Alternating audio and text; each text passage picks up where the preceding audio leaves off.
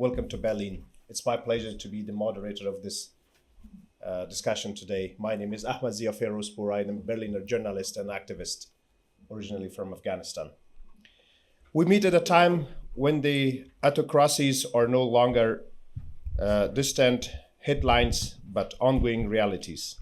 In Sudan, in Myanmar, in Yemen, in Congo, and other crisis zones like Afghanistan, civilians are being deliberately targeted, state structures are collapsing or weaponized, and humanity continues to fuel cycles of violence. The central question before us is not only who the aggressors are, but what concrete accidental measures can be stopping the killings. Today, we will meet behind general statements of the concern. We will extremely targeting the sanctions, accountability mechanisms, peacekeeping options, and emerging debate around the civilian protection tools, including new technologies and multilateral security frameworks. Our objective is practical: to identify responsible actors, areas, and make some recommendations. Ladies and gentlemen, we're joined by an exceptional panel bringing experiences from democracy, diplomacy, defense, human rights, and conflict research areas. So let me introduce my guest speakers to you today. First,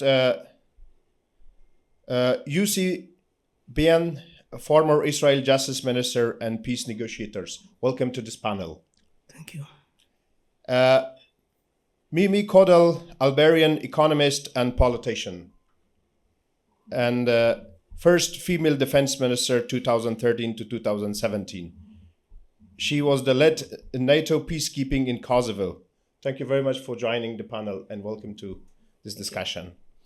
On my left, Mr. General Hilaluddin Hilal, a well-known Afghan former parliament member, and he was acting minister for foreign affairs and interior affairs. And he's a security expert who has bringing 30 years of practical and theoretical experiences. And he was leading the very complicated elections in Afghanistan, securing from the Taliban and the ISK. Mr. General, thank you very much for joining us. And we also have on my right Tamara Confem Witness, if I'm not mistaken the pronunciation. She's the president of the National Democratic Institute since March 2014. And she leads the global democracy support programs that strengthen legitimate justice and civilian oversight and authoritarian challenges. Welcome back to this discussion. Last but not the least, we have two virtual guest speakers, Ratia Al-Mutawakkil. She is a Yemeni human rights activist and founder of Matwana Documentary Violations and Advocacy for Justice and Civilian Protection in Conflict Zone. Thank you very much for joining us in Berlin.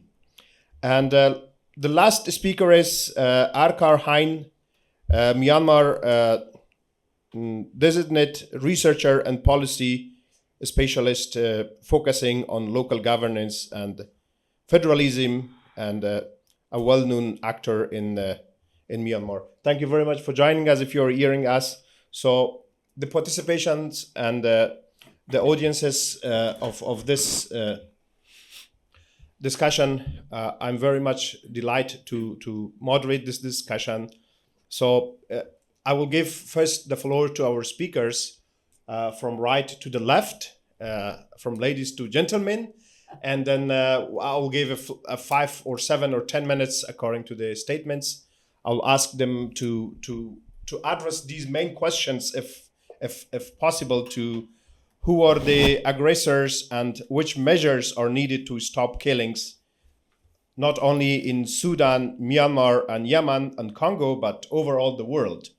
And the second question is, which sanctions would be very effective in order to stop killings of the civilians?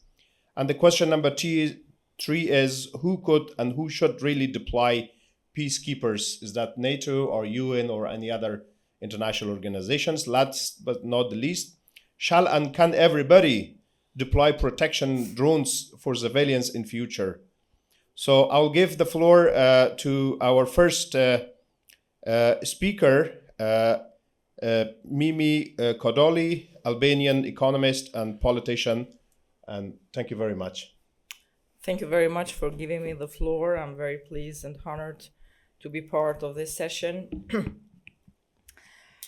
Well, we come here with our experiences, as we come here with the knowledge that all around the world you can have just because of doing something I did for already at least 25 years being in politics, but more than 40 years after university, having a world experience. You asked it rightly, who are the aggressors? I have just one answer. Dictators are aggressors. And I'm stopping here. Maybe the modern aggressors are the one-showman ones. Okay. Yes. So you believe that aggressors are the dictators, and we will come back to you, and thank you very much for a very precise answer. And then we will go to also Mr. Yussi, the former Israel Justice Minister, who has been a negotiator and who has a very rich experience in justice. And I'm sure he has an answer to our main questions, that who are the aggressors and which sanctions could be effective. And if you could also answer the questions that who should or who could really deploy peacekeepers in the conflict zones. Thank you very much. Good morning, and thank you for participating in our humble panel. Well, there is a question for historians, and usually, even after many years, they don't solve it. So it is easier for us politicians to say, let's keep it for the historians, understanding that it is not necessarily the real solution for the problem, and knowing that we have some areas in this world which are in ongoing crisis, and some of them are too far from the center of interest, so they are not dealt with seriously. You would like to solve them if possible, but they are never in the headlines. Some of them are important strategically, but strategically so far from us usually, so that we say, okay, strategically it is important. We know that we should solve this problem, not only for humanitarian reasons, but also for geostrategic reasons, and then we go on.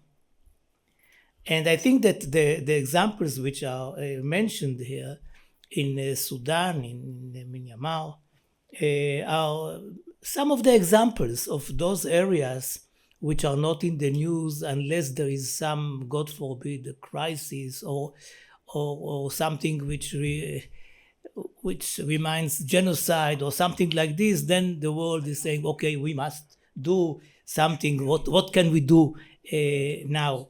So for me, the question of who is the aggressor is not the real question.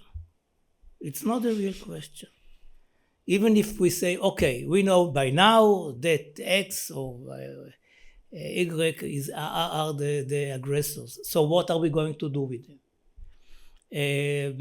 Punishing him is something which is different. It doesn't solve the problem of the people who are suffering, and they are always the victims of these unneeded confrontations. Now, if you ask me who should do something, in Sudan, it can be the AU. It is an important organization, not too strong, but it exists. It has its say. More important, maybe more relevant, maybe the UAE. The UAE is interested. The UAE is a growing power, very interesting, and I think that that should be the if they are ready. It is not always possible for us to know how ready they are. I'm taking from our part of the world after 2023. They raised the interest. They say, well, we may do something. Even they whispered boots on the ground, which usually people are very careful to mention, and then they lowered their profile, not to say that they disappeared. So they are interested in Sudan, for example. It is important for them strategically. If they are ready to be involved, they may be the most important player on the ground, and this is an open question. And the last point is that actually it is, if I'm speaking about Sudan, it is not the only issue for our discussion this morning. But if you are speaking about them, what you have there is actually the army, the SAF, and the non-army, the militia of the RSF. Now, what they want is to rule the country, which is a failed state.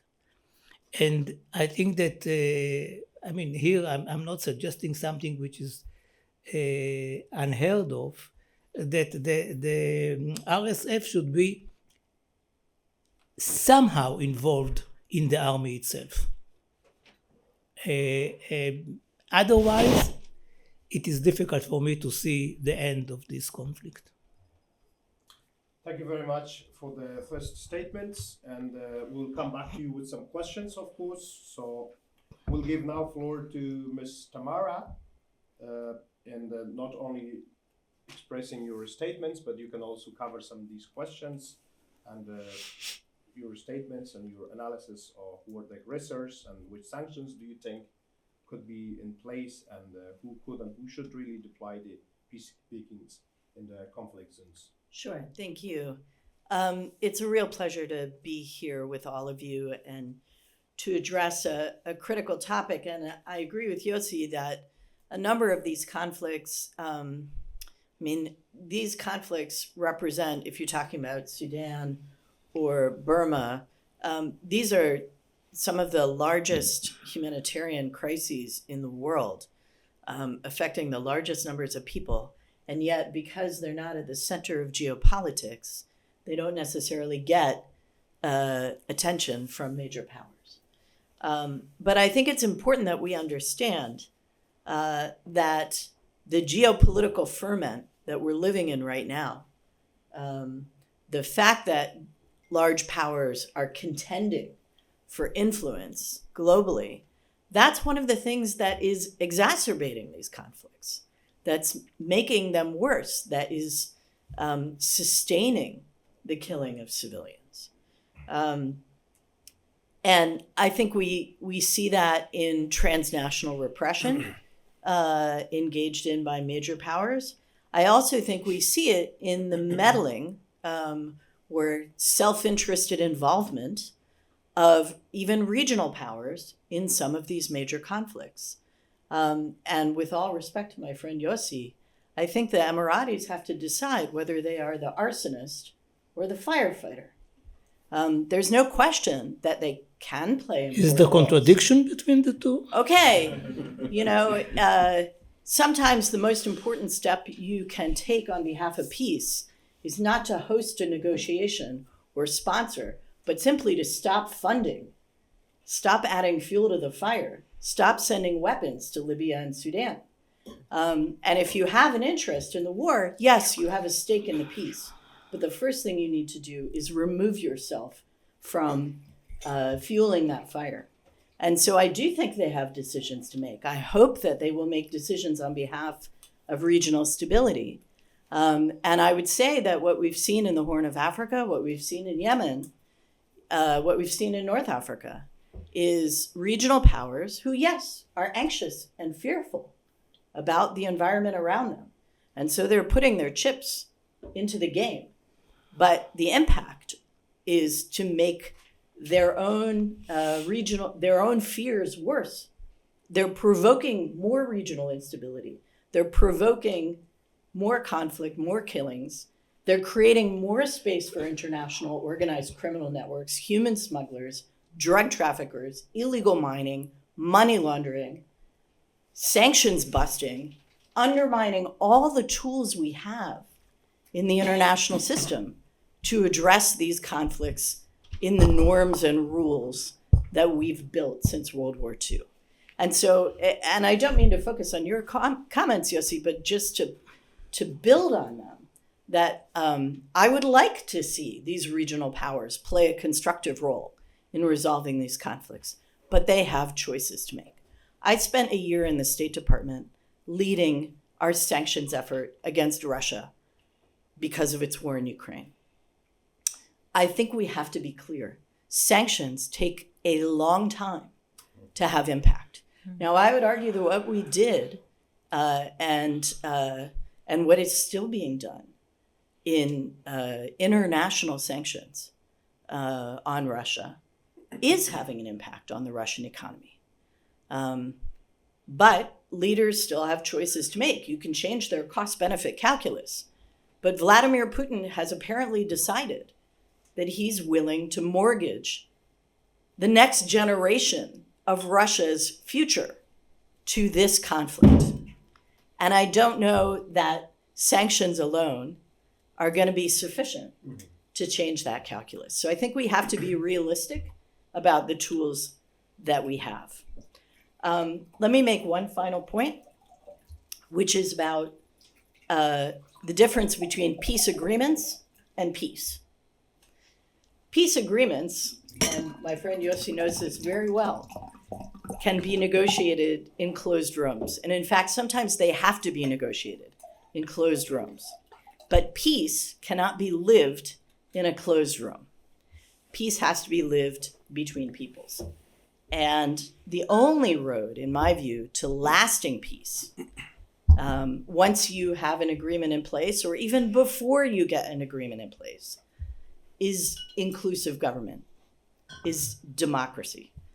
A government that includes ethnic and religious minorities as equal citizens, a government that is accountable to people for the choices that it makes and is therefore focused on human welfare instead of self-enrichment, and democratic society is also necessary to anchor peace. And here I turn to the case of Côte d'Ivoire, which is a country that suffered brutal civil conflict, including the involvement of external actors. It's still dealing with violence, but it is a country where civil society, and particularly women-led organizations on the ground, are absolutely critical to preventing local grievances from emerging into violence, preventing local violence from emerging into a renewal of civil conflict.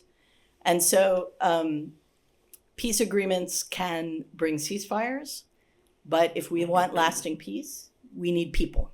We need people who are invested in maintaining that peace in a day-to-day way for the long term. Thank you. Thank you very much, Tamara. You really brought very significant points and a deep analysis, and you also came with some recommendations, and I really thank that one, and especially the rule of the peace, not only the peace agreements.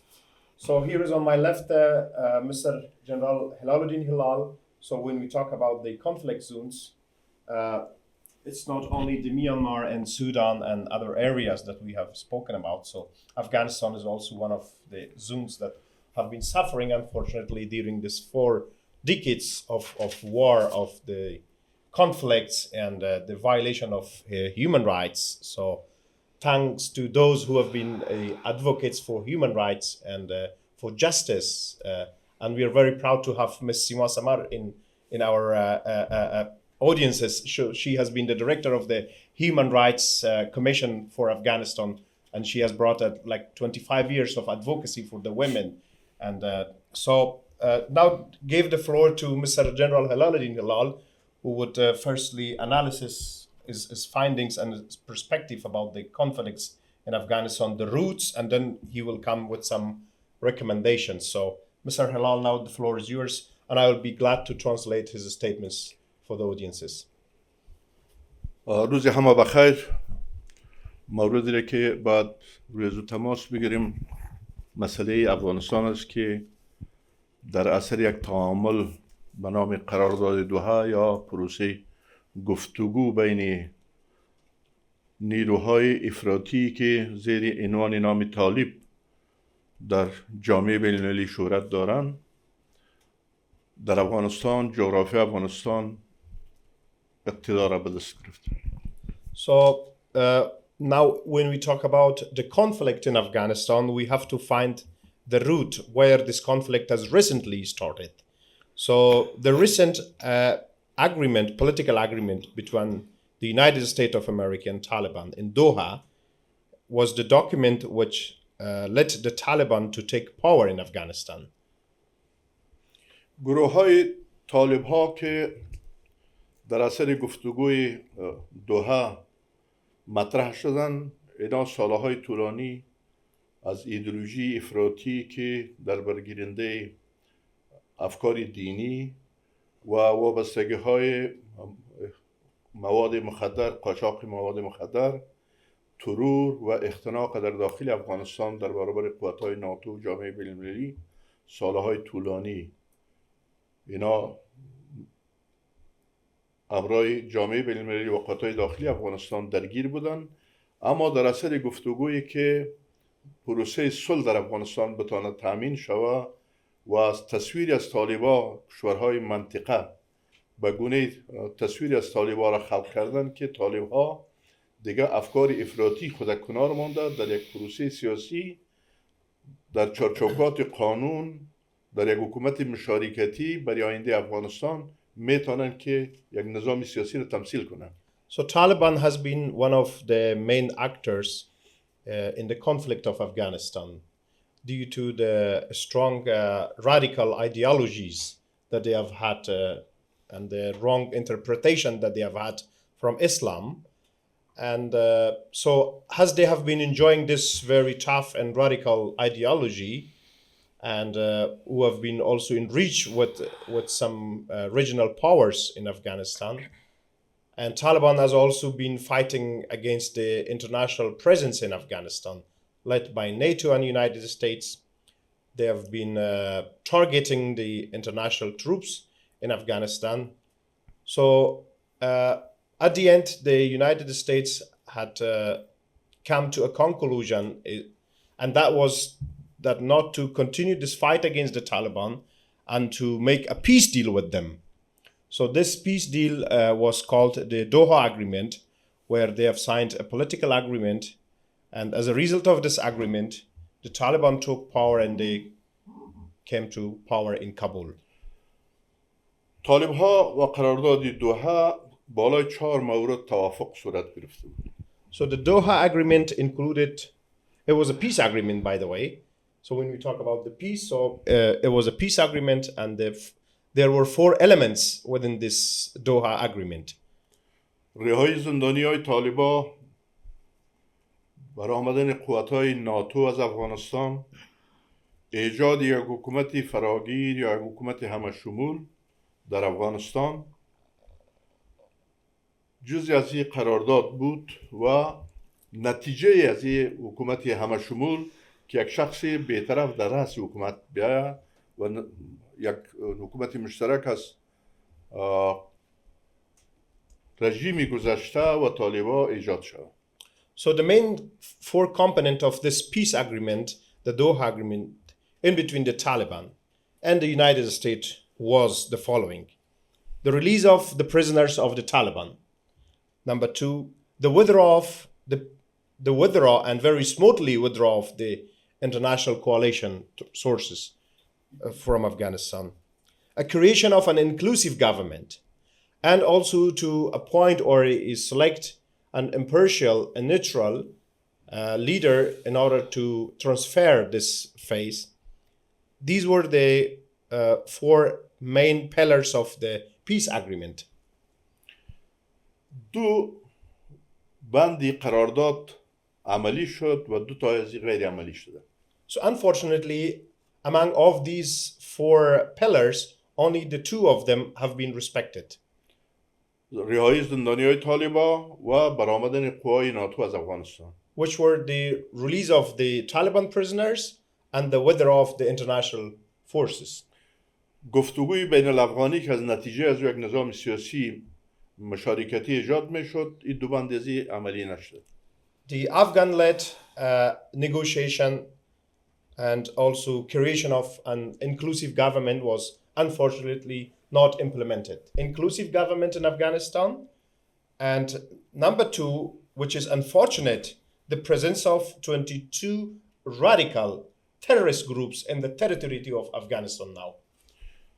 طالب هم دوباره که به قدرت رسیدن با پشت پا زدن حقوق بشر و بدون در نظر داشت اتباع خود افغانستان که در برگیرنده زن و مرد بود، زنها را دوباره برگشتاندن از امورات اجتماعی و خانه و مکاتب برای دخترها مسدود ساختن و شرایط اختناق دینی را در جامعه دوباره حکم فرما ساختن. So the empowerment of Taliban has brought the current situation in Afghanistan. Everybody knows that the human rights violation is ongoing in the country. The schools and universities are closed for girls and for women. There is no social justice in Afghanistan. The women are kept only at houses, and there is no very basic freedom for the Afghan girls and the Afghan women. مدارس دینی را در افغانستان دوباره جاری ساختند که در مدارس دینی نسلی نو آموزش دینی و افراطیت میتن که این خود از این تبدیل میشه به یک ظرفیتی که دوباره تروریسم در منطقه رشد بکنه، تهدیدی کلانی برای جهان مثل سال 2001 باشه. So not only that, but also a very fundamental radicalization is ongoing in the madrasas. The madrasas are the Islamic schools in Afghanistan, where thousands and thousands of the young generations are being taught the radical Islamic narrations. This is very dangerous. This is not only dangerous for Afghanistan, it's a danger for the region and for the world. I wanted to warn and retreat that if there is not going to be sanctions and actions against the Taliban, I'm very afraid to mention that the 9/11 will be repeated against from inside Afghanistan, because there is a very radicalization is ongoing in the madrasas. برگشت دوباره القاعده در افغانستان، یوغورای چین، TTP پاکستان، تحریک اسلامی ازبکستان و اکثریت گروه های دیگه که مجموعاً 22 گروه را در بر میگیره در افغانستان زمینه فعالیتی وسیع هم فکری و هم تربیتی را دارند. So the Taliban has provided ground and pave for these 22 radical groups that include Al-Qaeda, the TTP, Tehrik-e-Taliban Pakistani, the Uyghurs of the Chin, the Uzbekistan terrorist groups, and also from other regional countries. They are now provided grounds and shelter in Afghanistan. طالبان مخالفین خود که حدود 20,000 نفر زندانی دارند که همه کسایی که در طی سالهای که دموکراسی در افغانستان وجود داشت و جامعه بین المللی همکاری داشتن، کسانی که آموزش درسی داشتن صاحب تخصص و مسلک بودن، هم از قشر اوناس و ذکور که طالب ها به حیث بازمانده های رژیم گذشته بدون داشتن کدام جرمی به زندان محویل ساخته. Taliban are taking their oppositions. According to them, the opposition is the one who has worked for the former republic system.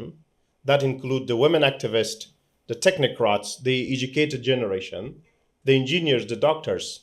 They've put, at least according to my report, 2,000 of these individuals, and they put them in jail. از جمله زندانی ها 2000 از تنها قشر اوناس تشکیل میده. Among these numbers, only 2,000 of them are the women prisoners. و چیزی را که طالب ها به حیث یک فاکتور خواستن که به دنیا نشان بدن که ما با مخالفین خود دیگه سر ستیزه و دشمنی را نداریم و عفو عمومی اعلان کردن، اما بدون محاکمه، بدون ثابت ساختن جرم، هر افرادی از طالب مخالف خدا در هر کجایی که ببینن بدون از اینکه او را به قانون بسپارن یا به محکمه بسپارن تیرباران میکنن. The Taliban, however, officially announced a national amnesty, but that's only a word. That's something written on the paper. But when it comes to reality, they're not respecting any national amnesty or forgiveness. So whenever they see an opposition, whenever they see an activist, they immediately arrest them or her and they put them in the jail. از همه دردناکترش تمام امکانات تکنیکی و تجهیزات نظامی که از دوران ناتو در افغانستان بود امروز در استفاده طالبان و تروریستای بین المللی قرار داره. It's also unfortunate that all this weaponry, the military equipment that has been handed over to the Afghan National Security Forces by the United States forces, by the NATO, this is now accessed and operated by the Taliban. تعهدات خود جامعه بین المللی متاسفانه فراموش کرده و چیزی را که امروز در افغانستان حاکم است و اشخاص گرداننده پالیسی افراطی و اقتدارگرایی دینی را که در افغانستان دارن، اینا را کوشش میکنن که به در سازش هم کشورهای منطقه و هم در مجموع جامعه بین المللی غرب و حامیای دموکراسی نوی از تعامل به حیث یک پالیسی برای خود شیوه قرار دادن که با طالبان را ما به رسمیت نمیشناسیم. طالب ها نیروهای جنایتکار هستند ولی همراهشان تعامل میکنیم. تعامل میتودی جدیدی در سیاست، نه میتودی که از جانب حامیای دموکراسی در افغانستان با یگانه کشور برخورد میشه. So it's unfortunate that the regional countries, the international community, is not putting any sanctions against the Taliban. Instead of that, they are taking another policy, which is just to have an interaction with Taliban. So this interaction means that the international community says, yes, we don't recognize Taliban as a legitimate government, but on the other hand, we keep our relationships with Taliban. This has happened not only with the regional countries, but also with the Western countries, who has established contacts with this current regime in Afghanistan.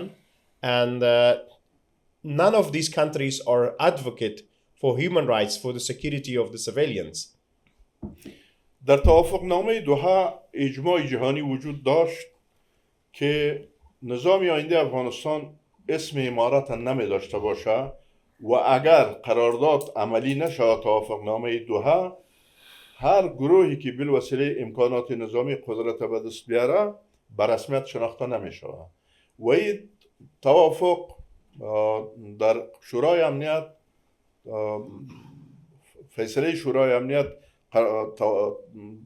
شورای امنیت فکر میکنم که 88 شورای امنیت این توافق تایید کرده.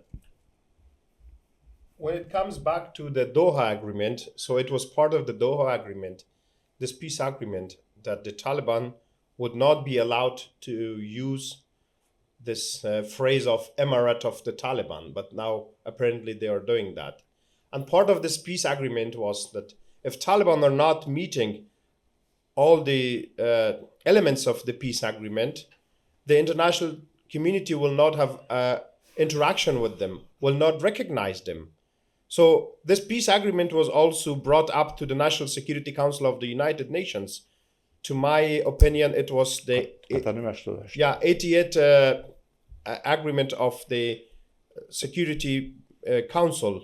But it's unfortunate that we see that there is a deal, there is an interaction going on between the Taliban and the different states.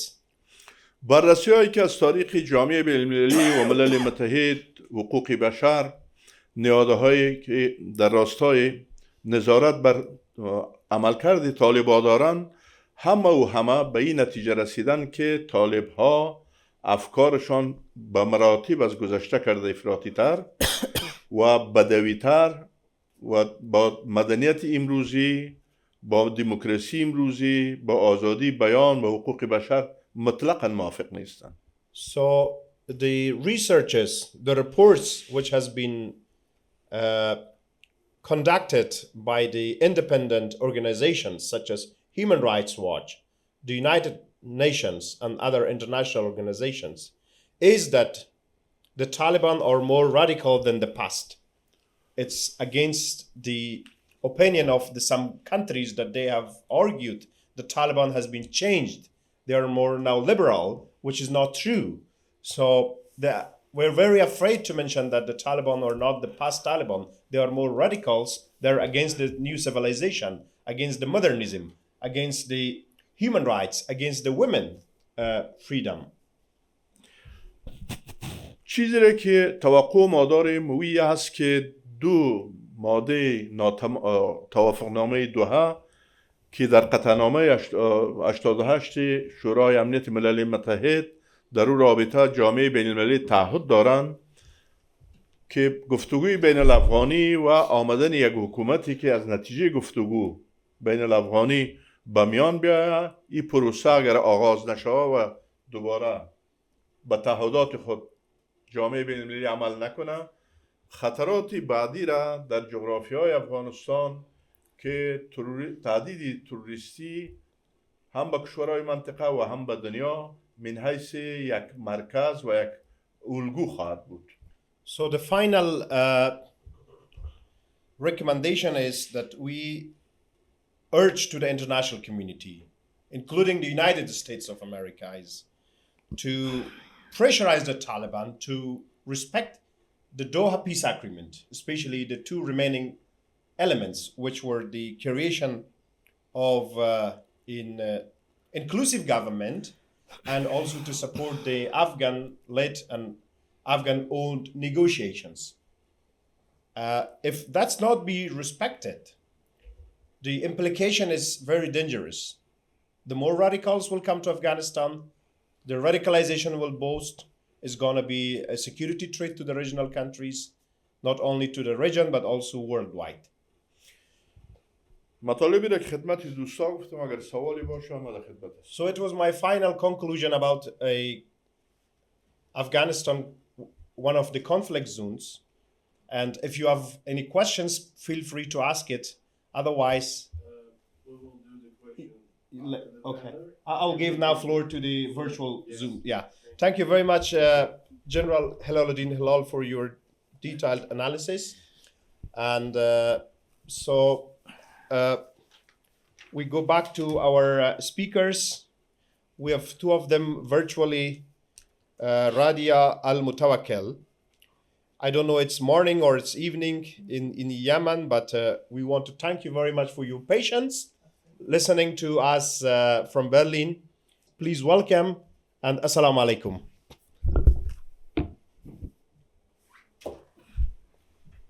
I'm glad to be with you.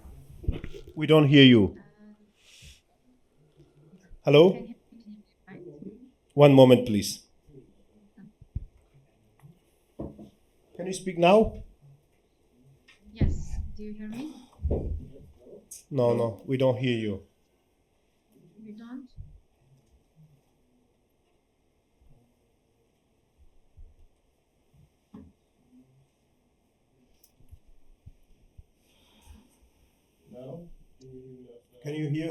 Can you speak Do a you hear little? me now? Yeah, we do hear you. Please go ahead. Okay. The floor is yours. Alaikum assalam and good morning. It's morning in Yemen. I'm glad to be with all of you. From the very basic question that has been put in the beginning, who are the perpetrators?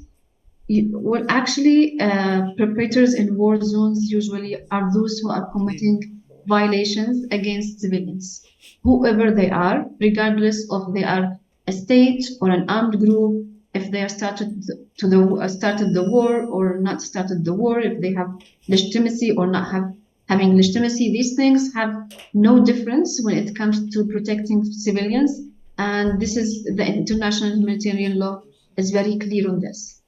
So, and each war has its own perpetrators. In most of the war zones currently, there are different levels: local perpetrators, regional, and also international.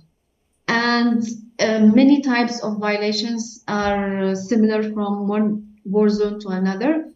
But what is really same in all different conflict zones in our recent time is actually impunity and the lack of accountability. And actually, this is the word, the very specific and direct answer to how to stop killing in Yemen, Myanmar, Sudan, Gaza, and all war zones is accountability. And here I mean by accountability, the criminal accountability. So if there were accountability in Myanmar, then civilians will be protected in Yemen. If there were accountability in Yemen, then civilians will be protected in Ukraine and also Sudan. And because of the impunity and continuous immunity for perpetrators, we reached the largest moral test in the recent world, which is Gaza. And if what happened in Gaza has passed with no criminal accountability, then we will watch a different world where perpetrators are increasing the amount of war crimes against civilians because they trust that they will not be held accountable. Well, actually, from our experience, from documenting the violations in the ground and also being citizens in a conflict zone, technology has more technical training has no influence when it comes to the civilians and protecting or not protecting civilians. Actually, there is no difference between states who has like a very high technology and armed groups who are supposed to have no technology and no trainings. It's like they all attack civilians in the same way, depending on how much weapons they do have. That's why I'm saying it's about accountability and it's not something else. Because in our ordinary societies, in our daily life, what really like keep safety? It is because there is a very clear and simple equation, which is the rule of law and a very effective system for justice and accountability. And it is effective against like crimes by individuals. And I don't know why when it comes to war zones where there's like, real crimes by states or armed groups, we don't apply the same equation.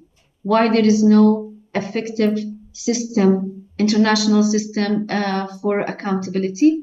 And when it comes to our ordinary societies that we move quickly in order to take those who are suspected and investigate with them and then hold them accountable.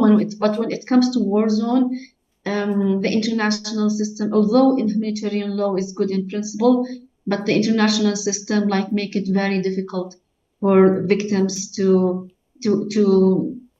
reach justice and for those perpetrators to be held accountable. When it comes, what are the mechanisms for accountability? What should be done? This can be discussed, but I'm talking about holding individuals and groups and states accountable. But it should be like with a law that applies in all perpetrators equally. just like what happens in our ordinary societies, like in the societies where the rule of law is very effective. But things like sanctions, it might be useful if it is like applied, equally, not by political, in a political tensions, in a political way, by when it is applied against some states, not other states, against some armed groups, not other armed groups. When mechanisms for accountability is not applied, equally for the purpose of justice against all perpetrators, then it loses its meaning and it loses its effective, and it's not effective anymore. When it comes to civilians and protection, things should be like, it should depend on the rule of law, not on the mood of the international community or in a certain state in this, in this world. It's all other, there are some questions I have listened to that it has nothing to do with protecting civilians. Again and again, it's accountability, and this can be discussed how and when, but nothing will stop criminals and violators and perpetrators from attacking civilians if they trust impunity more than anything else. And thank you.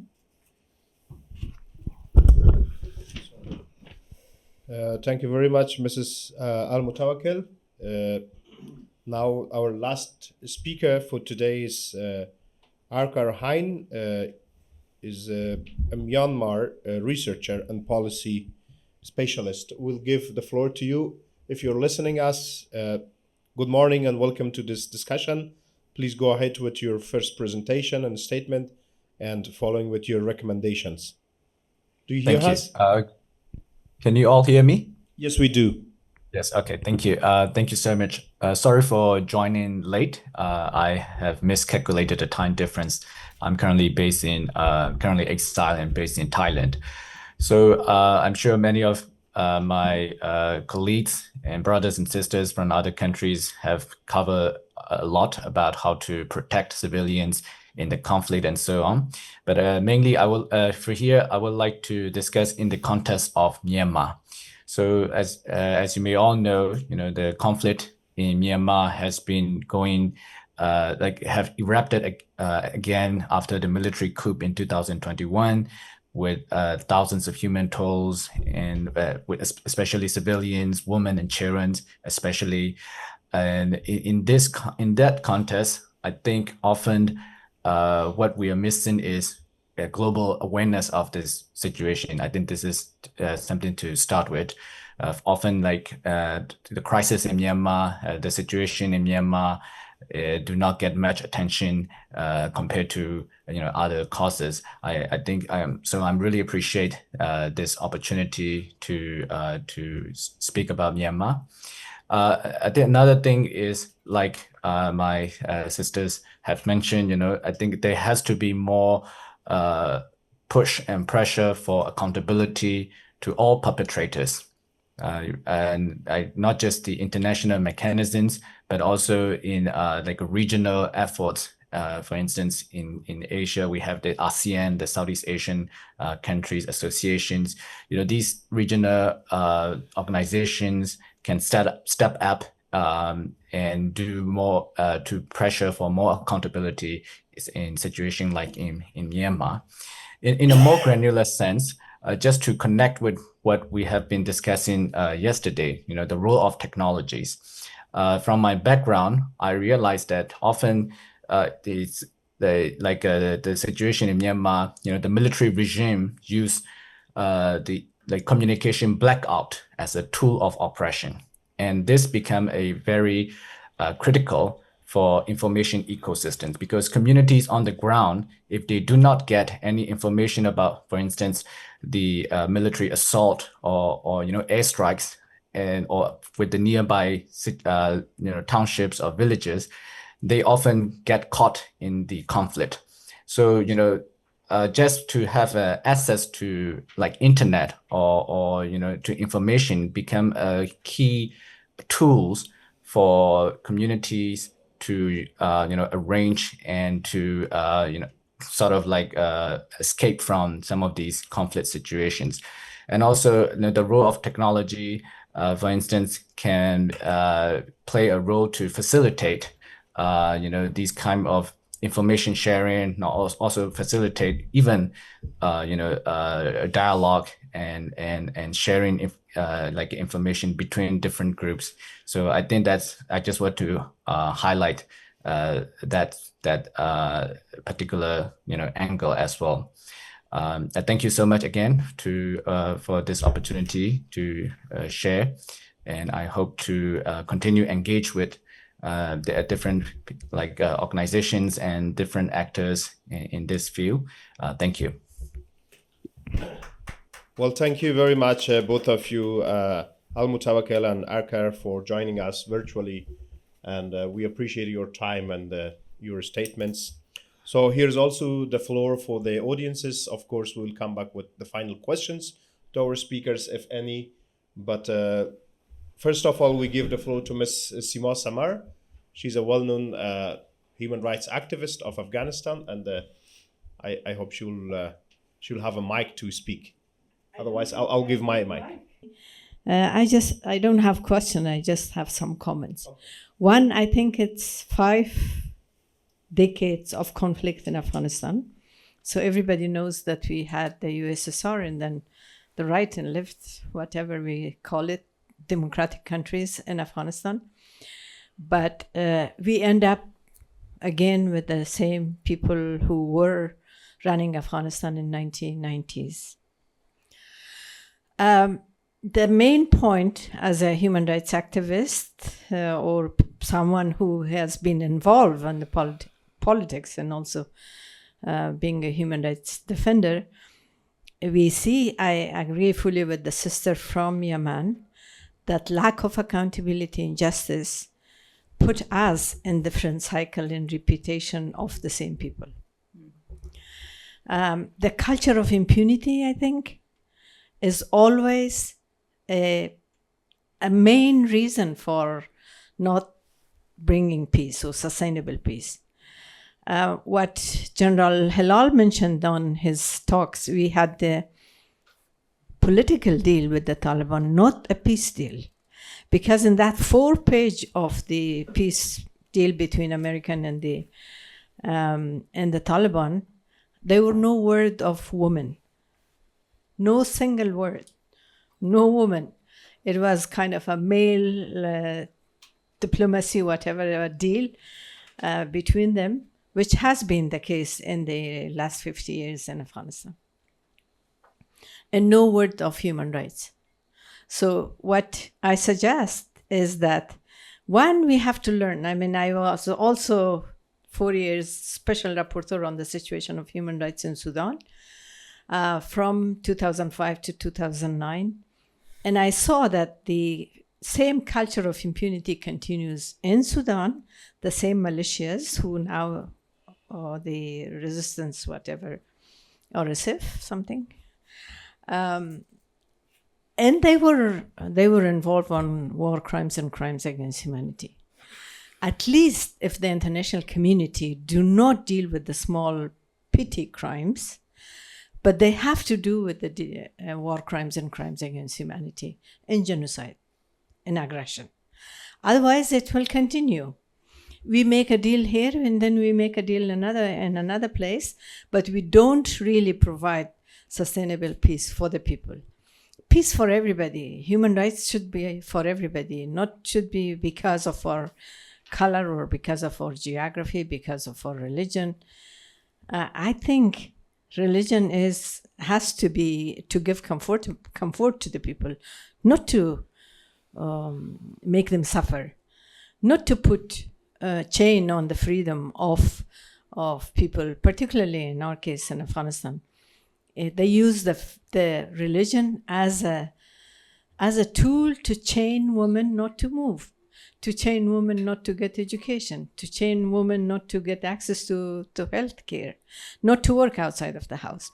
So that is, I think, is key.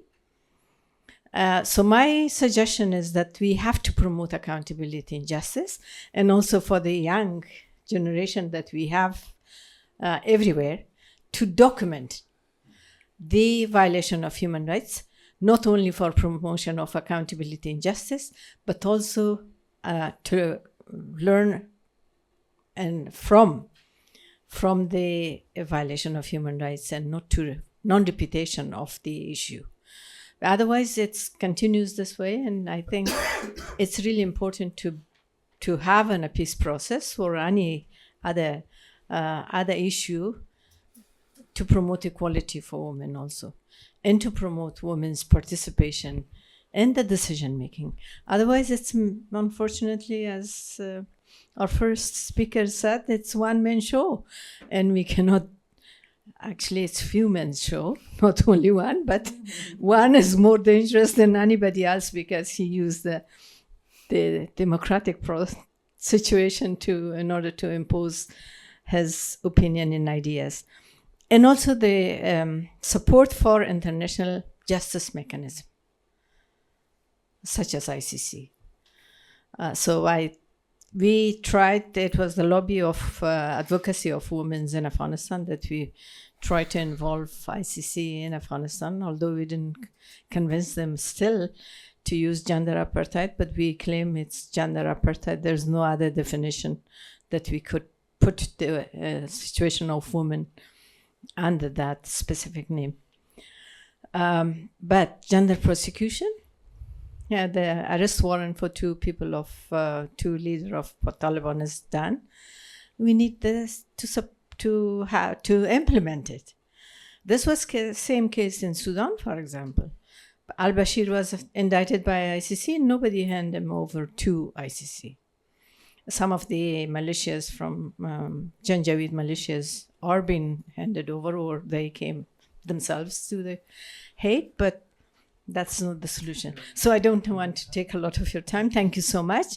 And I really appreciate all of your comments, but please insist on justice, because we need justice, and access to justice is not luxury. It's a basic human right. Thank you very much, Dr. Samar, for your good points. And now, ladies and gentlemen, we are on the last 15 minutes of this discussion, but of course we'll give the floor first to Ms. Mimi, who was very shortly spoken on the first part. But before you start your points... I think that you misunderstood me when I stopped by saying that the dictators are the aggressors, because I was thinking to give answer to all your questions just one by one, but it's okay. But you could have stopped me. Compared to it's okay, no worries. Compared to the general, I promise I'm not going to be so long. However, generals are very less talking. In general, yeah. I dealt with generals because I've been for 4 years Minister of Defense, so they were pretty tough and short when they were talking. Okay. We politicians, we were blah blah blahing all day, but it's okay. But I'm very glad to give the floor for you, and also please, if you don't mind, answer also these questions during your talk. When we're talking about the conflict zones, so you have an experience of working in Kosovo. What lessons from Kosovo's peacekeeping missions and experience are now applicable in the conflict zones, in Myanmar, in Sudan, in Afghanistan, and others? So please speak as much as you want, but then we'll give also a floor for the final remarks to all the speakers. Thank you very much. Well, I would like to begin with justice. For a second, I will be maybe more pragmatic. We have to look after money. Why Taliban's resist? Somebody is money. Yeah, of course. Of course. This is one topic. The other one is what Mr. Minister said. It depends on the strategic part of the world you're living. Unfortunately, some part of the world, for us, for me as a European, are peripheric. And I'm not just talking me. I visited Afghanistan under the I've been a minister at that time, so I can read a book about my experiences in Afghanistan. I've just visited my troops there, my soldiers there, and I still don't know why we paid as NATO and partners so much money and lives to have that result we had in Afghanistan. We absolutely, totally failed. Because if I'm listening what the general and what our very distinguished activist is saying, means that what we did there, why we spent so much young men's and women's lives. So something was extremely wrong with our approach. So we have to take lessons from that. We failed in Syria. And when I'm saying we, the Westerns, the NATO, the partners. Libya. Maghreb countries in general. And if I think of the security of not of my grandson, which is still pretty young, which is a baby still, but my son, which is a young man, and what I did in my life, I spent a lot of my life on security and defense. I said, what the heck is going on here, guys? We are wrong on the approach. But something that is killing the results of the most developed part and most democratic part of the world, for me, is bureaucracy. I'm telling you, I'm from a left-wing party coming. So no need to tell more than that. But if the UN and the other UN agencies are not doing nothing, or the results are close to zero, then somebody will show up saying, okay, this is the new organization which will give peace to this part of the world. That's for sure. EU is failing in many things. UN agencies, I don't know the bureaucracy there.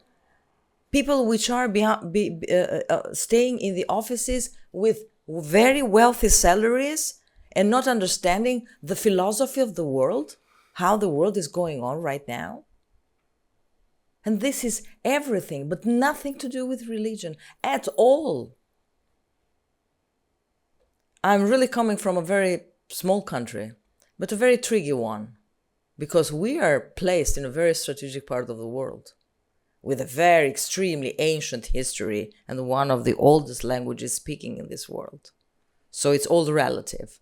But the lesson I can give to you is there are 3 religions in Albania: Muslim, Sunni, Christian Orthodox, and Roman Catholics. It's not that we respect each other. We marry to each other. You can never ever find one Albanian family which is 100% Muslim or 100% Christian. So we can make it. But the question of power and money is there. And I'm not saying that I'm against it, for God's sake. I used to be a banker before jumping to politics, so you can imagine what I'm talking about. But if we are all together more and more, we can handle and make it at the end of the day. Because the evils, they are in Sudan, or they are in Afghanistan, or they are close to their nice homes in Europe. They are all exactly the same. So we have to face the world problems by just being together. And stereotypes are still killing us. And who is saying that is somebody, which lucky me, I used to grow up in a very extremely emancipated family. So I never fought for the women's rights, for the blood, never, ever, ever, ever, never. But I'm more than 60 years old. And when maybe 1 out of 2 persons in the borders is looking at my face and saying, oh gosh, you're Albanian, but you're blonde. How comes that you're Albanian? I said, God, I'm not saying that I'm from Nigeria, with all respect to the Nigerians, but I'm just from the middle of Europe. This is a stereotype. You have to be ugly and dark to be an Albanian and not tall. So in the youth mentality, let's talk about youth, and I'm ending there. The new generation has to know that there is a perspective for them. They have to kill their stereotypes. There are no religion barriers. They're just interest barriers. Napoleon Bonaparte used to say, there will never be forever friends. There are forever interests. The world is functioning like this. But let's use our personal interest for the common interest. Because if I'm doing good, if I'm doing good, you're doing good as well. Thank you. Thank you very much, Mrs. Minister. And we take all your recommendations here and we'll give it to the Kosovo. Sorry. Kosovo. Yeah. That was a very important question, I think. Well, my theory, I mean, it's interesting because I was chairing the Albanian delegation at the NATO PA for 8 years. And I was the vice president of the NATO PA for some couple of years as well. And we were talking about Russia and all this blah blah blah, and I used to say, well, not Albania. The Albanians means Kosovo. Bless you. Are bordered with Russia as far as we're bordered with Serbs. In a way. So Balkans is a very small corner of Europe, of the world, but from Balkans begin, if you're reading carefully history, the First and the Second World War. Just close to my hometown. So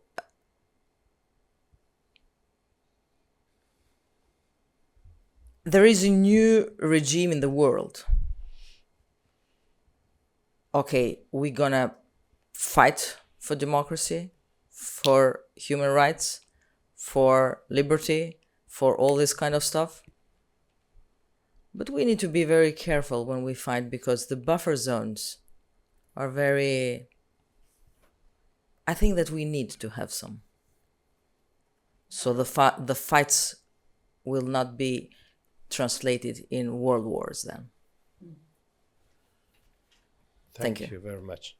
Shirley, do we have still time or just to conclude? Okay. 4 minutes. Mr. Minister, if you have the final remarks in 1 minute, please. Well, first of all, I believe that Napoleon was wrong. And the second one is that listening to my colleagues, I think that the story of Afghanistan is the most tragic one and the most difficult one. I don't believe that the United States decided to leave Afghanistan because it believed that there would be peace or something like this. I don't believe that those who signed on the papers had any belief in the future of Afghanistan as a democratic or equal country, and that women will be free.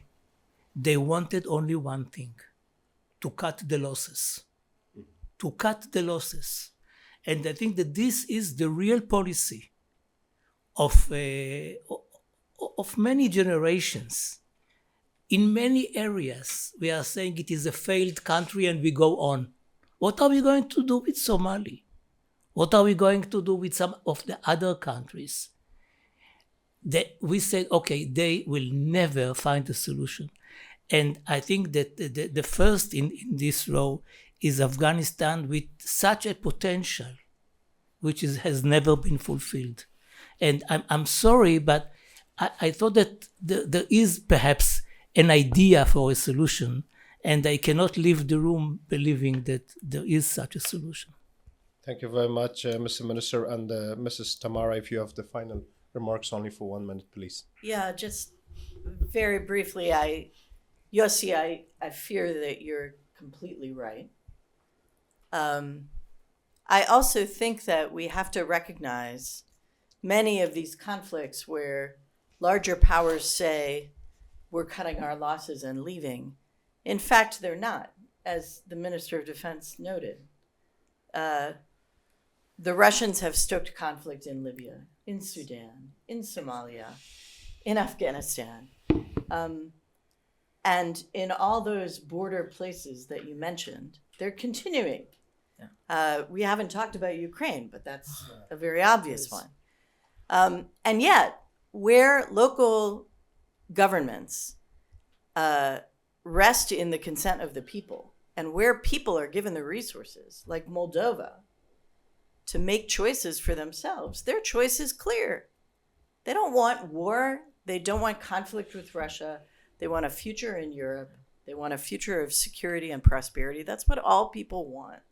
So, yes, the United States and our NATO allies, we cut our losses in Afghanistan.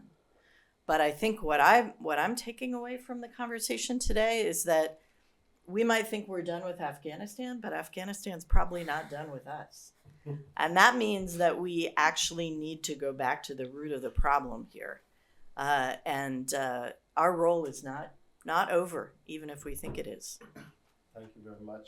Mr. General, if you have any final remarks.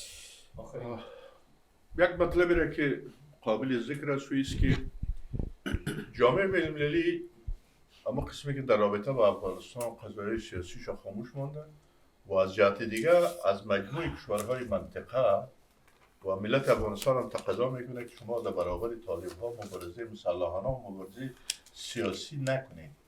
اگر مبارزه سیاسی هم میکنن مردم زندانی میشوند، کشته میشوند و هیچ منابع جهانی در رابطه با این هیچ موقفی نداره. It's unfortunate that there is no very strong positions by the international community when it comes to the opposition of the Taliban. So we always hear from different countries, states, that there should not be military oppositions. When it comes to the political opposition, there is also not a willingness by the international community to support us. و از جهت دیگه پول مستقیم و غیر مستقیم هم به طالبان اختیارشان داده می شود تا نظمی که از لحاظ ساختاری سیاسی در گذشته در افغانستان باقی مانده ما میگه به خاطر حفظ ازی میکنیم، در حالی که یک گروهی که پابند به هیچ گونه قوانین بین‌المللی و بشری نیست اما برای حفظ تأسیساتی که باقی مانده برای حفظ از او هنوز هم تمویل میشوند، حمایت سیاسی هم میشوند. It's also another unfortunate is that the Taliban are receiving money from some states, you know the names, and the rationale and their logic behind this money is that when they give the money for Taliban, they expect the Taliban not to collapse the establishment, the settings that has been left after the Republic regime. And now the money is pumped to a radical group, and the consequences when they receive funds and money. و حدودی 8 میلیون نسل نو که در طی 20 سال که حمایت دموکراسی بوده در افغانستان اینا از مکتب تا دکترا تحصیل کردن و هیچ گونه سرنوشت در داخل جغرافی افغانستان در بیرون ندارن. نه حمایت سیاسی در بیرون میشوند که باعث اجماع حداقل تبارز بکنن و برای منافع آینده افغانستان یک اجماع سیاسی رو تشکیل بدن و در داخل هم که سرکوب میشه هیچ گونه نهادی نیست که از حقوق از اونها دفاع کنه. Afghanistan is one of the youngest country when it comes to the generations. So according to my statistics, there are 8 millions of well-educated Afghan men and women. They're under the 40s. They have bachelors, they have masters, and they have PhDs. Some have been transferred to countries like Europe and Canada and America, but the majority of them has been left in Afghanistan. And there is a very significant oppression going on against those. They have no rights to work. They have no rights to, for example, protest. And so there is no destiny about these 8 million. And they cannot leave? And they cannot, most of them cannot leave. And the majority of them left in Afghanistan. So when we talk to international community, there is no program about these 8 million well-educated Afghan men and women. Sure. Thank you very much. So the last remarks goes to our two virtual speakers. There is no time. So I'm very sorry to not give the final remarks for you, but feel free to share your remarks to the conference managers. I'm very much delighted to conclude this discussion today. So thank you very much again to all our guest speakers from the different backgrounds of justice, defense, democracy, and human rights. So here is a list of recommendations. If I'm not going to repeat it here, I will give that to the conference speakers. I've already recorded all of them. Thank you very much for being in this panel, and I hope you have a very pleasant day with the snow in Berlin. Thank you very much.